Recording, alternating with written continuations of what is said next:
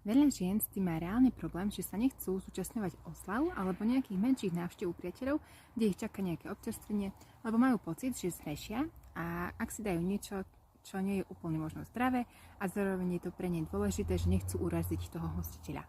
Tak ako to urobiť tak, aby ste mohli na oslavu ísť bez výčitiek a nepohrdli jedlom, ktoré vám tam nachystali?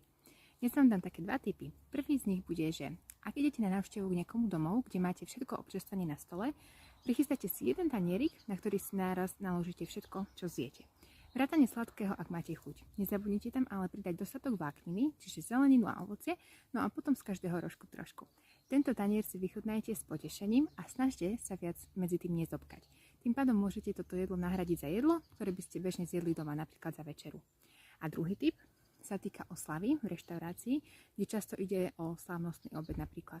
Ak viete, že vás čaká veľké jedlo s množstvom chodov, dajte si slabé raňajky a toto slávnostné jedlo si znova vychutnajte. Nie je vašou povinnosťou zjesť všetko, keď budete cítiť, že ste plná, tak proste prestaňte jesť. Keď sa bude pozdávať dezert so vstupom času, pokojne si ho dajte a ak máte možnosť, prihoďte k nemu nejaké ovocie navyše. Tým pádom znižíte krivku krvného cukru a nebudete mať o hodinu ďalšie chuti niečo zobkať. Ideálne by ale bolo, ak by ste si tam mohli pridať ešte nejaký jogurt alebo tvaroh, ale to asi nie je úplne bežne dostupné na oslavách. Ak cítite, že ste najedená a že ste zjedli viac ako obvykle, pokojne vynechajte doma večeru. Predpokladám, že oslavy u vás nie sú dennou záležitosťou, takže nie je dôvod na obavy a oveľa horšie pre svoje telo urobíte vtedy, ak sa budete stresovať, či jesť alebo nejesť, ako to samotné jedlo, ktoré si vychutnáte v kruhu blízkych a spokojom na duši. A ešte jeden tip navyše.